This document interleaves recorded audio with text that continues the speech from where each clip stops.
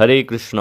তো আজ পৌষ মাসের পূর্ণিমা তিথি, ভগবান শ্রী শ্রী রাধা কৃষ্ণ জগন্নাথ বলদেব সুভদ্রা মহারানীর পুষ্প অভিষেক দর্শন করুন। এই দিন নানা রঙের ফুল দিয়ে শ্রী শ্রী রাধা মাধব জগন্নাথ বলদেব সুভদ্রা মহারানীকে অনেক আড়ম্বরপূর্ণভাবে অভিষেক করে বলে একে পুষ্প অভিষেক বলা হয়। ব্রজলীলায় এই দিন ব্রজগোপীগণ পরম আদরে শ্রী শ্রী রাধা শ্যামসুন্দরকে বহুবিধ বনফুল দিয়ে সাজিয়েছিলেন। রাধাকৃষ্ণের নিত্য চিন্ময় সেবা সুখ বৃদ্ধি ব্রজগোপিকাদের একমাত্র মনোবাঞ্ছা। যুগল স্বরূপের আনন্দ বর্ধনই তাদের প্রাত্যহিক কর্ম।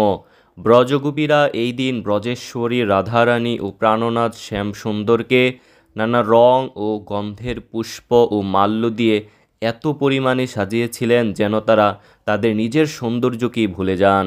স্কন্ধপুরাণ অনুসারে পুষ্যাভিষেক যাত্রা মূলত শ্রীপুরী জগন্নাথ মন্দিরের দ্বাদশ যাত্রার একটি। এই তিথিতে শ্রী দারুব্রহ্মের বিজয় বিগ্রহ শ্রী মদন মোহনের বিশেষ অভিষেক শৃঙ্গার আদি হয়ে থাকে। সেই থেকেই পুষ্যাভিষেক অনুষ্ঠান হয়ে আসছে। এখন সেটাকে কেন্দ্র করেই শ্রী শ্রী রাধা মাধবের এই দিনে পুষ্প শৃঙ্গার ও অভিষেক আদি হয়ে থাকে। তো গোপীগণ রাসলীলায়ও পুষ্প বৃষ্টি করে শ্রী শ্রী রাধা শ্যামসুন্দরের আনন্দ বর্ধন করেছিলেন। দ্বারকায়ও শ্রীকৃষ্ণকে পুষ্প বৃষ্টি করে দ্বারকাবাসীরা স্বাগত জানিয়েছিলেন। অযোধ্যার নাগরিকগণও ভগবান রামচন্দ্রকে পুষ্প বৃষ্টি করে অযোধ্যাতে স্বাগত জানিয়েছিলেন। তো শ্রীল প্রভুপাদ বলেছেন, আপনি যখন ভক্তি ও প্রীতি সহকারে ভগবানকে একটি পুষ্প নিবেদন করবেন, তখন আপনি অনুভব করতে পারবেন ভগবান আপনার নিবেদিত পুষ্প গ্রহণ করেছেন এবং শ্রী বিগ্রহের হাস্যোজ্জ্বল মুখমণ্ডলে আপনি দর্শন করতে পারবেন। পুষ্প অভিষেক হচ্ছে বৈচিত্র্যের মধ্যে ঐক্যের উৎসব। এই দিন পুষ্প, অলঙ্কার ও বস্ত্র দিয়ে শ্রী শ্রী রাধা মাধবের শ্রী বিগ্রহকে সুন্দরভাবে সজ্জিত করা হয়।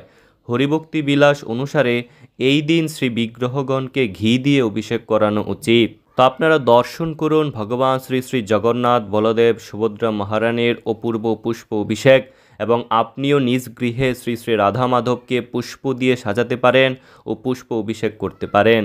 তো শ্রীল প্রভুপাদ একবার এই উৎসবটির এইভাবে বর্ণনা দিয়েছিলেন যে, কৃষ্ণ গোপীদের কাছে তাদের হাতের এক পুতুলের মতো ছিলেন।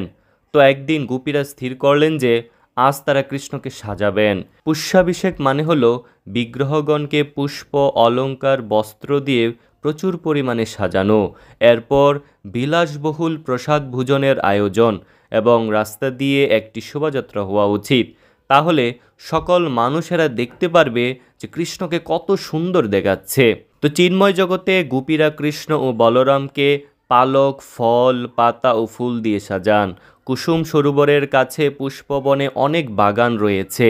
শ্রীমতী রাধারানী কৃষ্ণের সাথে যখন রাধাকুণ্ডে সাক্ষাৎ করেন, তখন তাকে যে চমৎকার পুষ্পমাল্যটি নিবেদন করেন, সেটি তৈরি করার জন্য প্রতিদিন দুপুরের একটু আগে ওই বনগুলি দেখতে পুষ্প সংগ্রহ করেন। তো বৃন্দাবনের গোপীরা ভগবান যাদের কাছে প্রাণাধিক প্রিয়, তারা একবার ভাবলেন, আমরা এই তিথির পুষ্যা নক্ষত্রে রাধাকৃষ্ণকে সাজাবো।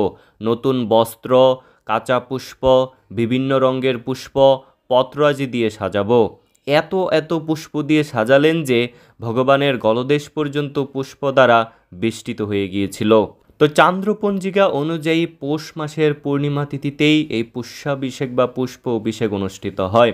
তো এই দিনে পুরীধামে জগন্নাথ বলদেব সুভদ্রা মহারানীকে সোনার মুকুট, সোনাবেশ পরানো হয়। তো হরিভক্তি বিলাসে বলা হয়েছে, ঘৃতপ্রস্থেন দেবেশম পৌষ পুষ্যশীতে নরহ স্নাপয়িত্য়া অশ্বমেধস্য ফলম আপনুত সংশয়ম।